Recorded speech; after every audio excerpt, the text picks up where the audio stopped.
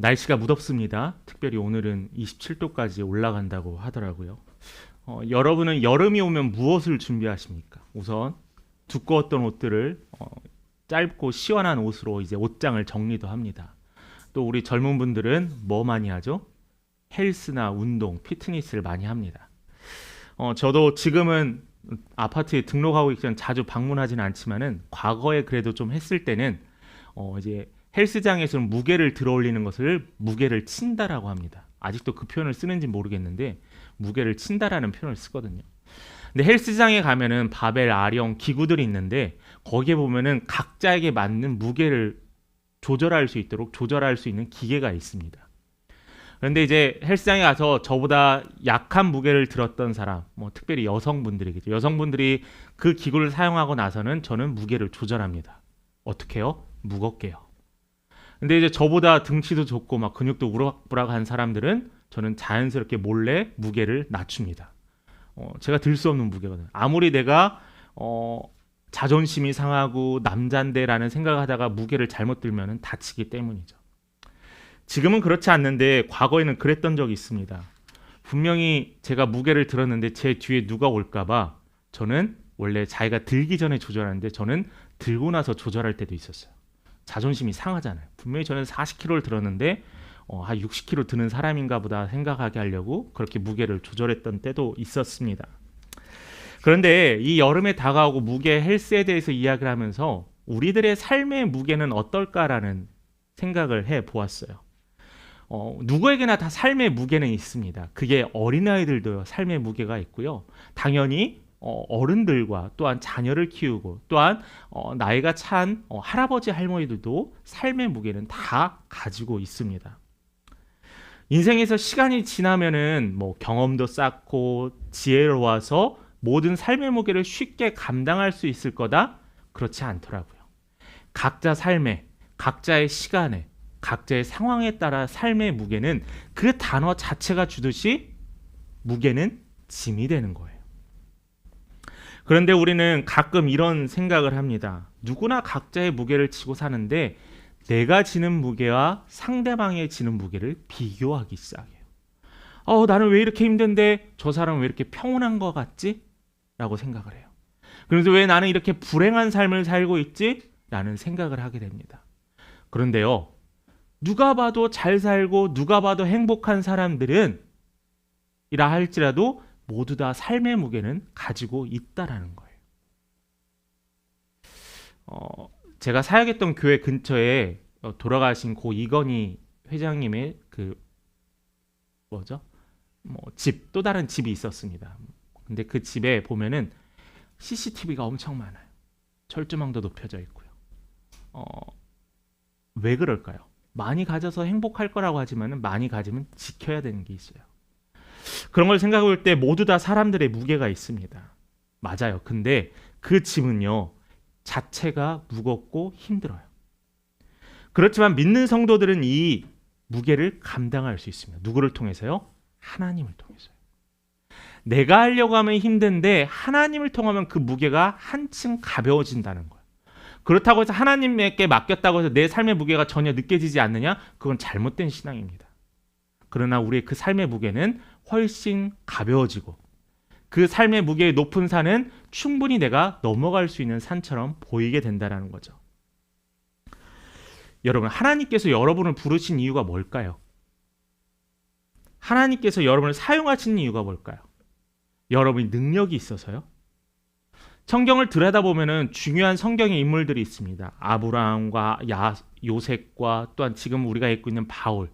이 모든 사람들이 하나님이 그들을 사용하시고 그들에게 사용하셨던 이유가 그들이 능력이 많아서였을까요? 아니에요.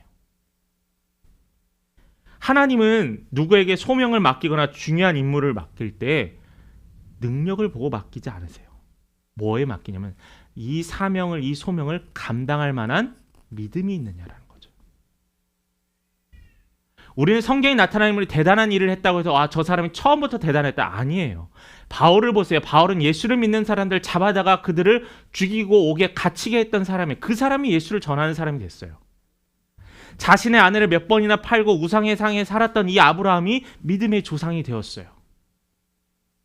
말이 어눌했고 사람을 죽였던 실수했던 이 모세가 하나님의 백성을 이끌고 애굽을 탈출했어요. 그들은 믿음이 있었기 때문에 하나님이 사용하신 것이지 결코 그들이 능력이 좋아서 사용하신 게 아니라는 겁니다. 하나님께서 인간을 창조하실 때 혼자 다 할 수 있는 존재로 창조하지 않으셨어요. 왜 창조하셨냐면 하나님을 의지할 수 있도록 창조했다는 거죠. 그러니까 우리가 하나님께 구하고 하나님께 섭섭해하고 하나님께 바라는 것은 그냥 당연한 하나님의 창조의 섭리예요. 내가 뭐 집사고 권사고 장로고 신앙생활 오래 했다고 해서 하나님께 찡찡거리면 안 된다? 아니에요. 여러분들 삶에서 찡찡거려도 돼요. 하나님께 간구해도 돼요. 눈물 흘려도 돼요. 왜냐하면 하나님은 우리를 바로 의지하도록 창조했기 때문이죠. 초대교회에서 예수를 전하는 이 바울은 또한 복음을 전한 이 모든 사람들은 하나님만을 의지했기 때문에 가능했습니다. 그들의 삶을 보면 대단했어요. 불가능한 상황에서도 복음을 전했어요. 불가능한 상황에서도 하나님의 사명을 감당했다는 거죠. 어떻게 기도했기 때문에요? 바로 하나님 나와 함께 하옵소서. 이 기도가 여러분의 기도가 되길 바랍니다. 물질, 학업, 건강, 하나님 나와 함께 하옵소서가 다 해결될 수 있다는 거예요. 자, 그렇게 하기 위해서 오늘 본문에서는 첫 번째로 우리가 확인해야 되는 게 있는데 바로 예수가 그리스도라는 겁니다. 사도행전 17장 1절부터 보면은 바울의 일정이 나와 있습니다. 암비볼리와 아볼로니아로 가서 어디에 도착하게 되냐면 여러분 신약성경에 나와 있는 데살로니가에 도착을 하게 돼요. 그런데 이 빌립보를 떠나서 이 데살로니가의 이 거리가 얼마냐면은 약 160km 정도 된다고 합니다. 바울이 빌립보에서 어떤 일을 경험했죠? 감옥에 갇혔죠. 어떤 일을 경험했죠? 십자가가 아니라 매질을 당하고 심한 매질을 피가 흘렀던 이 연약했던 바울입니다. 이 바울은 또 어떤 바울이죠? 몸에 피부병도 있고 몸에 많은 병을 갖고 있었던 바울이에요. 근데 이 바울이 늪을 건너고 언덕을 건너고 약 160km나 되는 이 데살로니가에 갔어요. 왜 갔을까요? 바울이 데살로니가를 거의 다 왔을 때 데살로니가를 향해서 딱 바라보고 있는데 뭐가 보였냐면은 높은 신전이 보였어요. 우상을 섬기는 제단을 봤어요. 그러면서 그는 알겠습니다. 하나님 왜 나를 이곳에 보내셨는지 알겠습니다. 라고 고백합니다. 바울은 바로 이 우상을 섬기는 이 땅을 향해서 하나님이 보내셨던 거예요. 그런데 이 데살로니가는 우리가 전에 살펴봤던 빌립보와는 좀 약간 다릅니다. 뭐냐면은 빌립보는 거기 있는 출신들이 제대한 군인들 아니면 군인들 가족들이 많아서 되게 엄격한 규칙, 특별히 중요한 군사 도시여서 군인들이 로마가 직접 통치를 했었거든요. 그런데 이 데살로니가는 빌립보에 비해서 되게 자유로웠습니다. 그래서 데살로니가는 자기들만의 규칙과 법을 가지고 로마의 지배를 받았어요. 마치 예루살렘, 이스라엘처럼요. 당시 로마는 두 가지 틀로 지배를 했었거든요. 어떤 중요한 도시는 로마의 법을 따르게 했고요. 어떠한 도시는 너희들 원래 법대로 지켜야 하는 거예요. 이스라엘은 왜 그랬냐면 이스라엘은 워낙 유일신 하나님이 강했기 때문에 세금만 걷고 중요한 것만 재판만 하고 그들 스스로 하게 했던 겁니다. 이 데살로니가에는 또 다른 게 있었는데 뭐냐면 유대인의 회당이 많았다라는 거예요. 이 데살로니가에 우상이 많았다라고 했잖아요. 여기에는 다양한 종교들이 있었습니다. 그 중에서 유대인이 믿는 하나님을 믿는 회당들이 하나가 아니라 여러 곳에 있었어요. 지난 시간에 빌립보에서는 하나도 없었다라고 했잖아요. 이곳에 바울이 들어가게 됩니다. 바울은 항상 전도할 때 어딜 가장 먼저 가냐면 유대인의 회당이 있는지 없는지 확인하고 그 회당에 가서 그들이 모이는 날 하나님의 말씀을 선포하면서 예수를 증거해요. 본문의 2절 한번 보겠습니다. 바울이 자기의 관례대로, 이 관례라는 것은 뭐냐면은 늘 전도할 때 회당에 먼저 들어가는 것처럼 그들에게 들어가서 새 안식일에 성경을 가지고 강론하며, 그게 뭐냐면은 성경을, 하나님의 말씀을 이야기하고 설교하는 게 강론이라고 생각을 하면 돼요.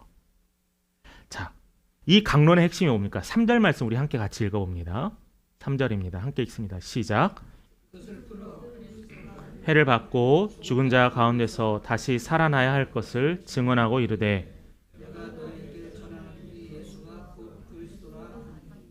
자, 3절의 핵심이 뭐냐면 메시아. 3절의 핵심이 뭐냐면 예수가 그리스도라는 거예요. 자, 메시아라는 것은 사실은 기름 부음 받은 자라는 의미로 출발했습니다. 구약 시대 때. 근데 현재 신약에 와서는 구원자로 쓰이게 됐어요. 왜냐하면은 로마의 지배를 받고 이스라엘 백성이 있으니까 이스라엘 백성들 항상 하나님께 하나님 우리를 구출해 내어 주옵소서, 하나님 우리나라를 독립해 주옵소서라고 기도했어요. 그래서 이스라엘 백성들은 구원자를 원했어요. 자신들을 로마로부터 구출해낼 이 구원자를 원했다는 거죠. 이 구원자가 바로 헬라어로 이야기하면 그리스도입니다. 그리스도. 그래서 메시아와 그리스도, 예수와 그리스도가 같은 말의 의미라는 거죠. 유대인이 기다리고 기다렸던 구원자 메시아인 이 예수. 그런데 바울이 전하는 이 예수는 그들이 이미 들어서 소문으로 알고 있지만은 빈민 출신이었고 시골 출신이었고 십자가에서 무기력하게 죽은 자였습니다. 그럼에도 불구하고 바울은 이야기했어요. 그리스도가 해를 받고 죽은 자 가운데서 다시 살아나야 할 것을 증언했다라고 했어요. 뭐냐면은 예수님께서 크리스마스에 태어나신 것을 믿었어요. 베들레헴에서 예수가 태어났다는 소식을 들었거든요. 예수가 십자가에서 죽었다는 소식도 들었어요. 그러니까 십자가 사건은 아주 중요하고 큰 사건이었거든요. 근데 예수를 따르는 무리들로부터 예수가 다시 부활했다는 소문이 사람들 사이에 퍼져가기 시작합니다. 여기 회당에 모인 자들도 분명히 그 소식을 듣고 알고 있었을 거예요. 그러나 그들은 알았지만 믿지 못했어요. 부활절 때 여러분이 달걀을 나눠주는 믿지 않는 사람들이 부활절이 무슨 날인 줄 압니다. 아, 교회에서 하는 건데 달걀 나눠주는 날이고 예수가 다시 살아나신 날이래 라고 그들은 알고는 있어요.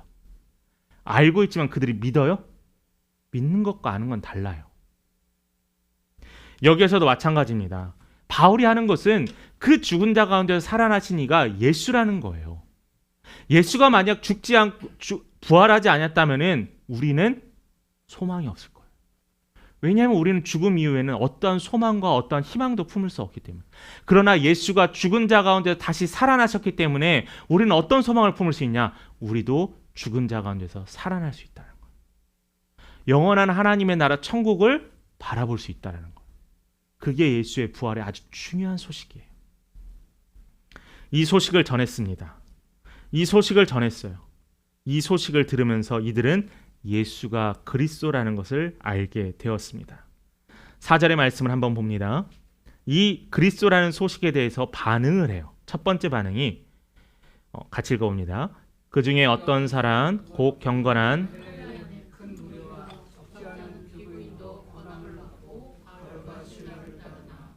자, 여기서 은혜가 있어요. 어떤 은혜요?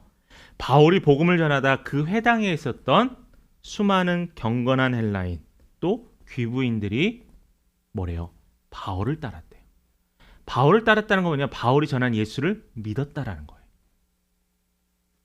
여러분, 이 회당에 왜 유대인 말고 이런 사람들이 뭘까? 왜냐하면은 유대교를 믿고 따르는 사람들이 있었어요. 마치 우리 지난번에 살펴본 루디아와 같은 사람이 이방인들 가운데 이미. 그러나 그들은 이 하나님을 어떤 하나님을 알았냐면은 많은 우상들 가운데 하나의 신인 하나님을 알았어요. 근데 바울이 전하면서 이들은 뭐냐면은 하나님은 유일하시고 그의 아들 예수가 죽은 자 가운데서 부활했다는 사실을 그들은 알게 됩니다. 그들은 어떤 변화가 일어나면 이제는 예수가 유일한 신임을 구원자임을 그들은 고백하게 됐죠. 지금까지는 미신을 섬기고 여러 가지 우상을 섬겼지만 이제는 과감히 자기에게 손해가 올지라도 예수만을 따르기로 하며 바울을 따릅니다. 그런데 이 좋은 반응이 있는데 두 번째 반응이 있어요. 바로 시기와 질투입니다. 바울과 일행이 데살로니가에 도착해서 많은 신전이 있었다라고 했잖아요. 우상이 많았다라고 했잖아요. 만약에 이 우상이 많은 지역에 여러분들이 복음을 전했는데 그들 가운데 예수를 믿는 자가 생겼어요. 그럼 여러분 마음이 어때요? 기쁘잖아요. 저도 단기 선교를 뭐 많이 간 편은 아니에요. 가본 중에서 말씀을 전하고 찬양을 하고 복음을 전하는데 그 친구들한테 아멘이라고 하면은 너무나 기뻐요. 통하지도 않는 말, 몇 마디 되지도 않는데 그들이 찬양을 보고 따라 부르는 게 맨 처음에 음일로 따라 부르다가 신나서 율동을 따라하다가 나중에는 어떻게 하냐면 하나님은 구원자라고, 예수는 믿는다라고 해요. 그때마다 거기에 모인 선교팀들은 하나님께 감사해요. 하나님께 찬양해요. 하나님 역사해 주셔서 감사합니다라는 거예요. 이러한 놀라운 기적이 있으면은 감사하고 기뻐하고 나눠야 돼요.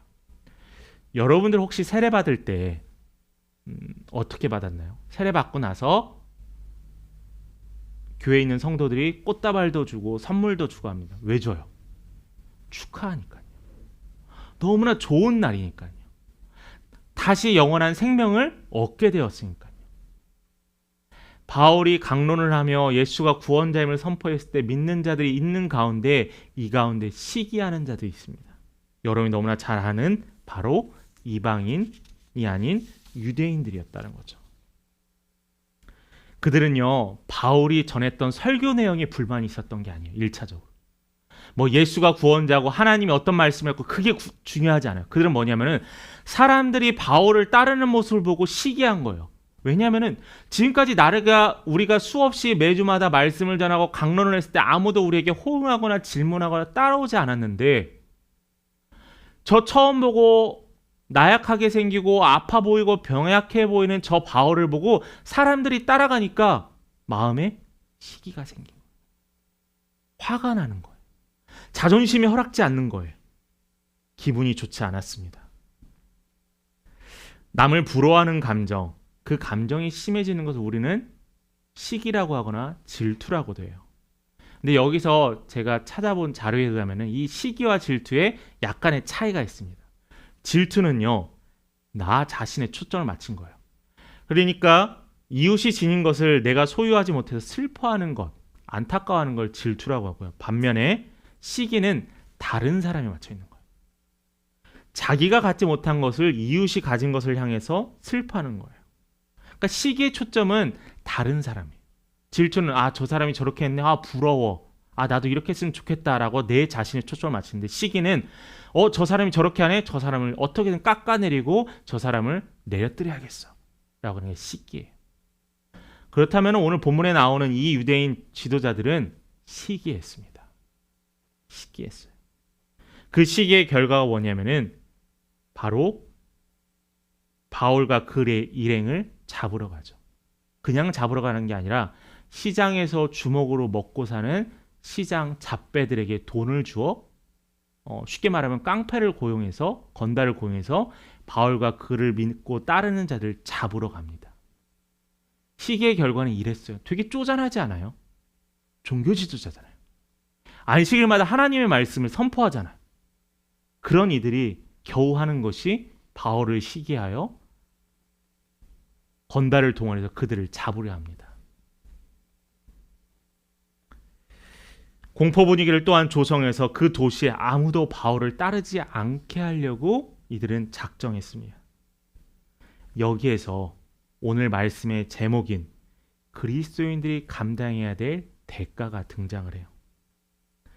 유대인과 불량배들은 야손의 집에 갑니다. 성경에 야손이라는 사람이 나오는데 제가 본문에 나와 있지 않는 6절의 말씀에 보면은 발견하지 못함에 야손과 및 형제들을 끌고 갔습니다. 5절 후반에 보면은 야손의 집에 침입하여 그들을 백성에게 끌어내려고 찾았으나 바울과 그 일행을 잡으려고 이 유대인 종교자들이 갔는데 그 자리에 바울과 그의 일행이 없는 거예요. 그러다 보니까 어떻게 했어요? 야손에 있는 집에 있는 가족들을 끌고 갑니다. 자, 근데 여기서 야손이 누구냐? 야손은 성경이 딱 2번 등장하거든요. 오늘 본문과 로마서에 등장하는데 이 야손이 직업이 무엇이고 출신이 무엇이고 어떤 사람인지 무엇인지 알 수 없지만 딱 하나 있어요. 아는 게. 그가 그리스도인이라는 거예요. 어떻게 그리스도이냐면은 바로 바울이 유대인의 회당에서 하나님의 말씀과 예수가 그리스도인이라는 걸 증거할 때 그 자리에 있었던 자가 이 야손이고 이 야손과 이의 가족들은 바울과 그의 일행을 초대해서 예수의 이야기를 들었던 자가 이 야손입니다. 예수를 영접한 그리스도인이 되었던 이 야손과 그의 가족들이 바로 끌려가요. 그 죄목은 뭐냐면 세상을 혼란스럽게 어지럽게 했다는 거예요. 왜요? 그리스도인이 되었다는 이유만으로요. 그리스도인이 되었다는 이유만으로 말도 안 되는 이유를 붙여서 세상이 혼돈스러워졌다라고 이야기를 합니다. 그러나 후반 8절에 보면은 보석금을 받고 풀려났다. 바울과 실라는 매질당하고 감옥에 갇혔잖아요. 근데 야손과 그의 가족은 다행히 보석금으로 풀려나게 됩니다. 그렇지만은 이 야손과 그의 가족들과 또한 예수를 따르는 사람들이 마음이 편했을까요? 데살로니가에서 잘 살 수 있었을까요? 언제 또 그렇게 깡패들을 동원해서 예수를 믿고 그리스도인이 된 사람을 잡으려 하지 않았을까요? 늘 불안한 마음이 있었겠죠. 우리는 한번, 저는 이것을 대가라고 생각을 합니다. 우리 한번 이런 생각을 해봅시다. 과연 여러분들은 그리스도인, 교회를 다니면서 어떠한 대가를 치르고 신앙생활을 하시냐는 거예요. 하나님을 믿으면 믿는 거지 꼭 대가가 필요하나요? 하나님 믿으면 복 준다고 하셨는데 왜 하나님 우리를 더 힘들게 하시나요? 하나님이시라면 나를 보호하시고 내가 어려움 당하지 않게 하셔야 하잖아요. 이건 정말 아직 더 성숙해야 될 만한 신앙입니다. 또 어떤 이는 이러니까 저는 굳이 대가를 치르면서 교회를 다녀야 될까요? 제가 헌금을 내야 돼요? 저 쓰기도 힘들어요. 경제적으로 어려워요. 제가 이번 주일에 약속이 있는데 굳이 교회에 와서 예배를 드려야 될까요? 그냥 이동하면서 잠깐 온라인으로 예배를 드리고 이 시간은 그냥 여행 가면 되지 않을까요? 여러분, 이것은요 예수의 피를 되게 값싼 싸구려로 여기는 거예요. 제가 여러분 자주 이야기하는 게 있잖아요. 뭐죠? 값싼 은혜와 값비싼 은혜. 우리가 어떻게 하느냐에 따라서 이 은혜가 값비싸지는 거예요. 우리가 누렸던 이 은혜를 값싸게 생각하면 이건 한없이 싸지게 돼요. 그러나 우리는 값비싸게 이것을 대해야 한다는 거죠. 왜죠? 하나님의 아들 예수 그리스도가 우리를 위해서 십자가에 달려 돌아가셨다는 이 사실은 너무나 놀랍고 고귀한 소식이라는 거죠. 구원은 결코 값싸지 않습니다. 복음은 그저 얻지 않아요. 그런데도 불구하고 이렇게 이야기할 수 있습니다. 목사님, 성경에 보면은 믿기만 하면 구원을 얻는다라고 했는데 내가 무엇을 해야 되나요? 분명히 얘기하는 것은 구원은 어떠한 대가가 없습니다. 구원은요, 믿으면 돼요. 근데 구원받은 자는 천국에 이르기까지 그리스도인으로서 살아가야 한다는 거죠. 우리는 구원받으면 끝이 아니라 그리스도인으로 이 땅에 살면서 믿음의 교회인 공동체에서 하나님의 은혜를 나누고 세상에 살면서 하나님의 은혜를 체험하고 하나님의 일하심을 바라볼 때 우리는 그게 그리스도인으로서 체험하고 감당해야 될 거라는 거죠. 근데 여러분, 감사해야 될 것은 우리가 이 시간에 예배드릴 수 있는 것은 누군가의 대가가 이미 주어졌어요. 치러졌어요. 먼저 예수의 피죠. 그리고 우리가 지금 말씀 읽는 사도행전 2000년 전에 예수의 12명의 제자들, 바울과 디모데와 누가와 실라, 또한 바나바, 수많은 초대교회의 사도들, 선지자들, 그들의 헌신을 통해서 우리가 이 자리에서 예배드릴 수 있었다는 거예요.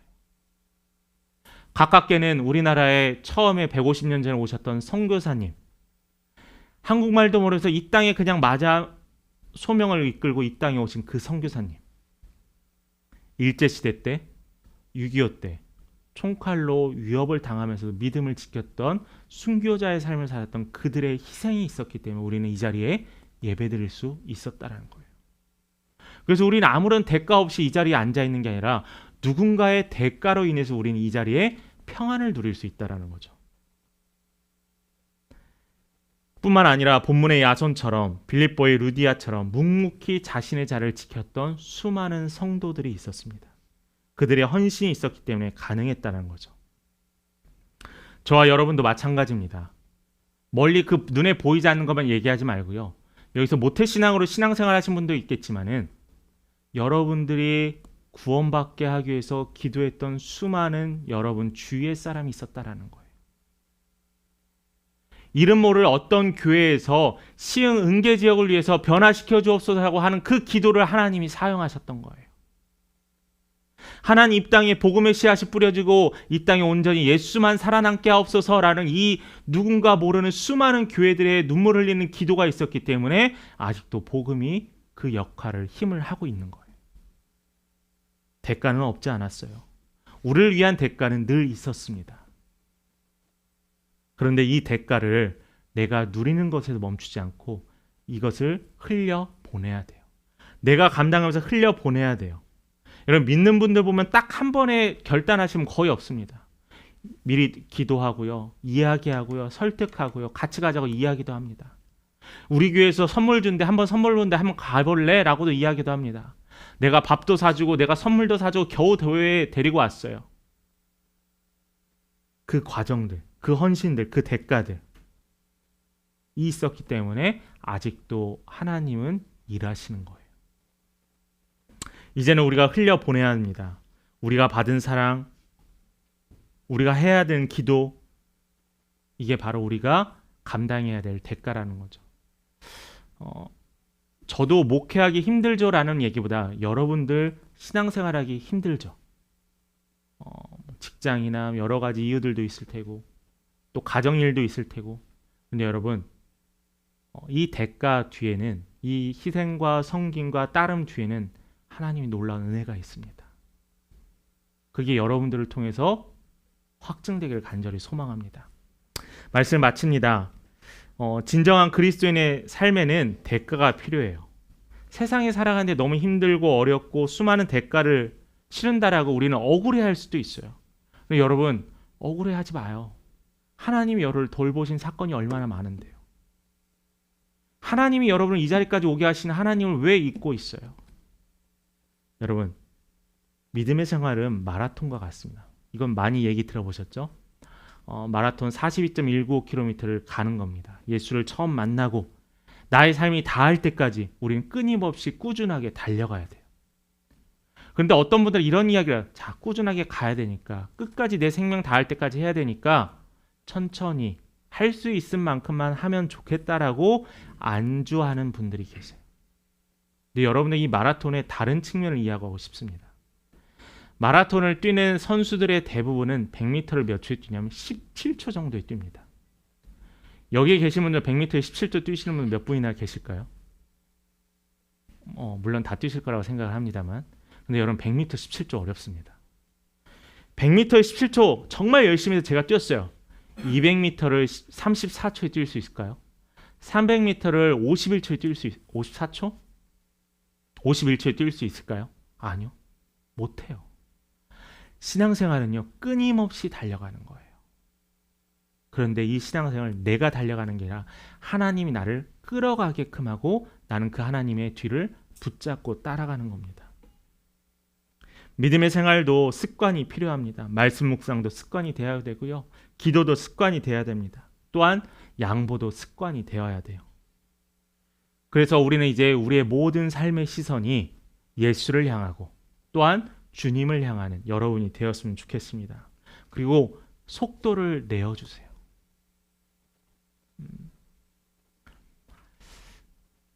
어떤 한 분이 해외여행을 나이가 60이 다 돼서 처음 비행기를 타보셨습니다. 그분의 입에서 어떤 이야기가 아유 젊었을 때 진작에 나오고 이 좋은 것을 인제해보네 라고 이야기했어요. 여러분 신앙생활도 마찬가지예요. 신앙생활에 하나님을 향한 헌신과 섬김과 예배와 순종이 이 좋은 것을 왜 진작에 하지 왜 이제서야 했을까라는 후회가 여러분들이 없기는 좀 바래요. 목사님 그거랑 틀린데요? 같아요. 여러분 다시 한번 확인합니다. 그리스도의 대가, 그 대가는 괴로움이 아니라 은혜의 길입니다. 이젠 여러분들이 어떠한 어려움 속에서 견뎌내며 하나님께서 이 땅을 향한 그 사명 감당하시는 우리 성도님 되기를 간절히 축복합니다.